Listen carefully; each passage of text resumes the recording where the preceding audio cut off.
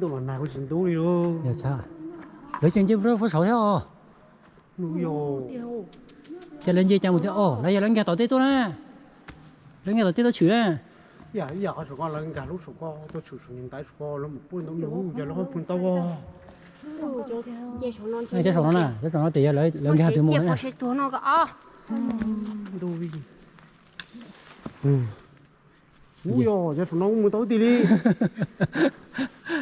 Số con mình chạy lên mùa nó. Nhưng nghe tỏi tê tôi chửi rồi rồi. Tôi chịu số ho. Chỉ là của nó giờ mua máy tôi nâng hơn lên một nó tổ sáu quá.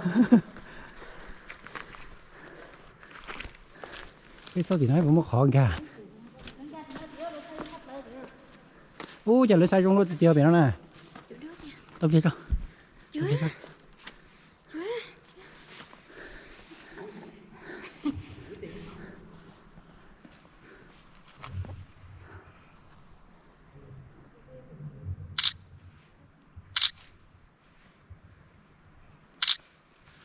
Nó chỉ sai yếu tên nó gì thế đâu. Nhưng vẫn lại đến nó rồi á.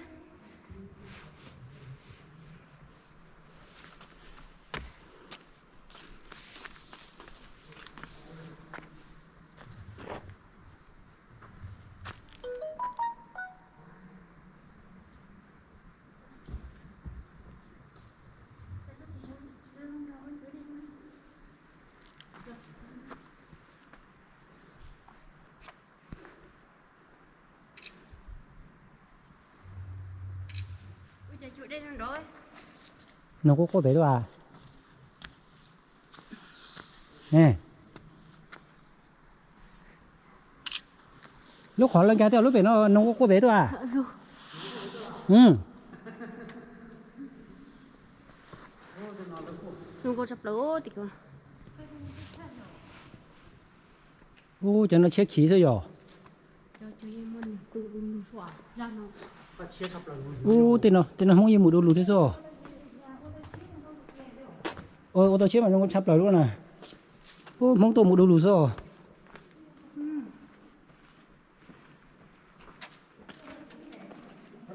Tốt tao nó.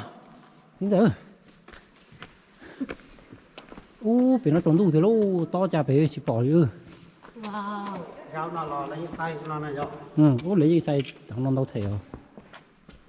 Lúc nào về lúc ấy sao mày lại quay nè. Thì giờ tuấn cho mày giờ lúc nào đà ta mà. Ô, bây giờ. Ta sẽ chỉ xá đi. Là cái chỗ chỉ ra mình sẽ tập trung đến nào luôn. Không kẹp nó được. Có số con hay à? Lấy nhá về nó khăn đồng về nó. Hay đã sáng. Thế nó lấy xay được bắt tỏ từ tôi thế nó này rồi.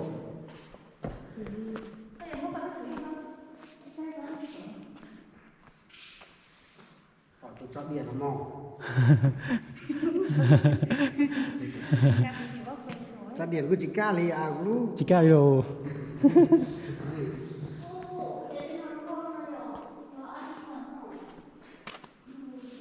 Chơi kiếm một bên nó hay à đá theo.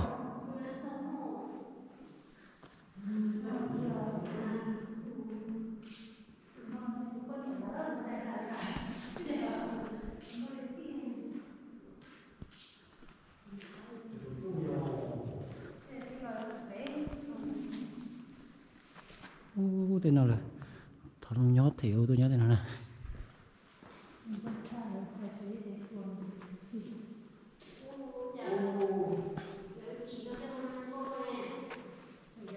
Tôi là gà sang là hủ bơ. Sai rồi. Lưng gà tên nào đâu tỏ teo à? Nhà nó một chuyện sao tỏ cái rồi.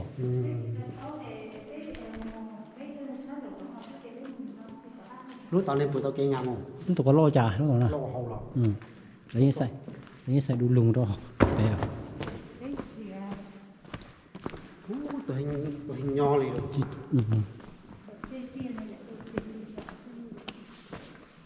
Đá chặt cho bé nữa. Thế là nên nó tôi chỉ đu lùng nó nói tôi chỉ tao đó.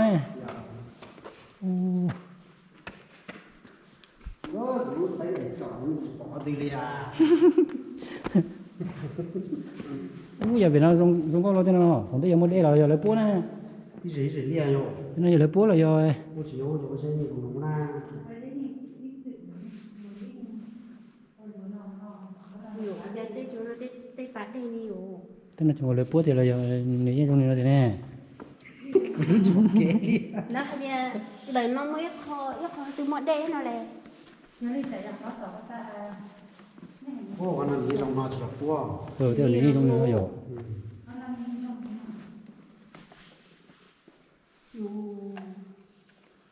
nó có gì con này cũng được cả thế đều có em có được không thế không biết thế không em cầm cái chùy này rồi lấy thì mà lấy thì rồi tôi luôn xài lấy thì thanh niên mà lấy tôi support nó chả rồi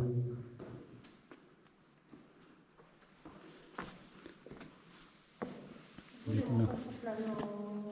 thế nào dùng dùng cầu lên này ôi thì ô thì là rỉ điều tra này ra trong nó tổ có to ra qua cho nó giờ chúng con nên buốt thì này lấy túp xay là liều ní mua được thì này cái dê chả là không có gì cũng có tiếng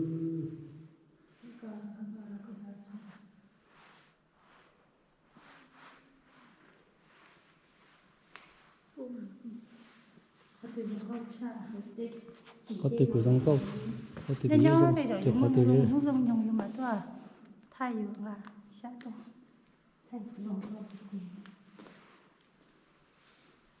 như thế ý anh đi chỗ nó còn nó biết đây nó lộn là chắc ta thì khó làm cá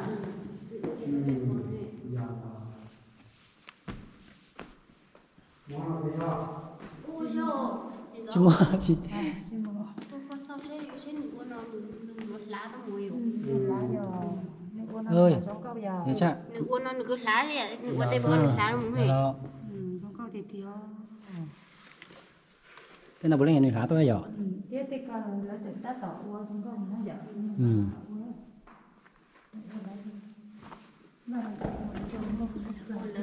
cái nhàเขาก็กุ้งเขาสวยอ่ะ tao cũng có xe để nữa tao này lấy cho ô chị cho lấy một nó ra nó to giờ nó chơi anh gái con ăn game xong có tên chưa cái một tuần nó cái lúc khỏi nó cái chúng có sắp là nó dở chi thấy không đâu để chắc giờ họ nói giờ là có chưa có suy thì mà lên từ sáng có sáng rồi còn là một số thì không có thì cái này kia cái còn nó dở ăn chuyện người ta có bí vậy vậy ta tập đi dùng không đủ cờ lúc bạn đề gà tao múa á nên là giờ có chín lo cần nên là cân hả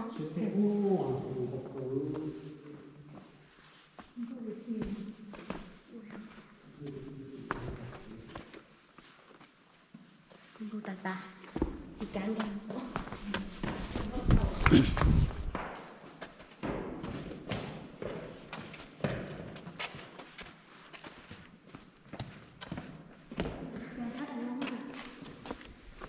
thế nó lấy xay lấy tàu thủy tua đi ô giờ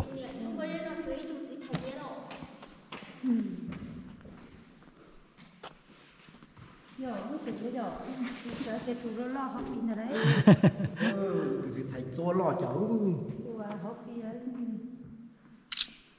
nếu mà té mà tăng tiền tội luôn rõ non chuyện nó xấu giờ ở đó là gà chịu đó số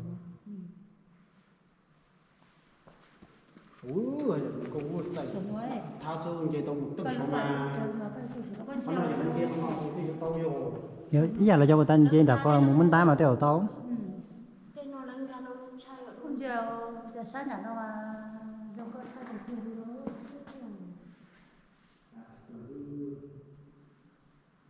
họ sổ nó sử dụng sổ lấy thì chế nó hiểu giờ sổ nó là xí xăng khó ở lúc chế nó bao nhiêu không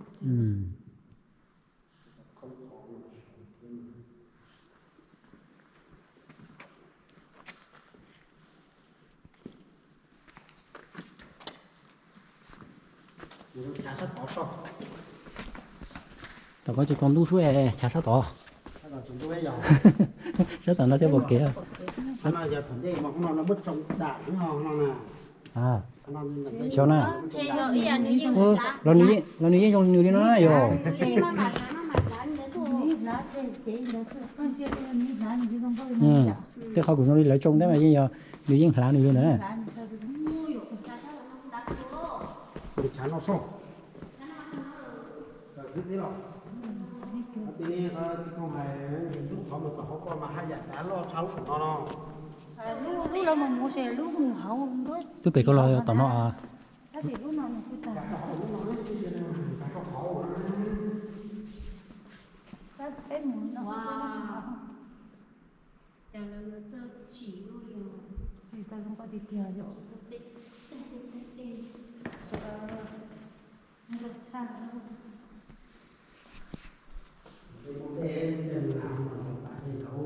ừ con nó giờ đây là con nó nè Cái gì mà đây chỉ mua đi chỉ mua rộng mua thì không có sự mua gì.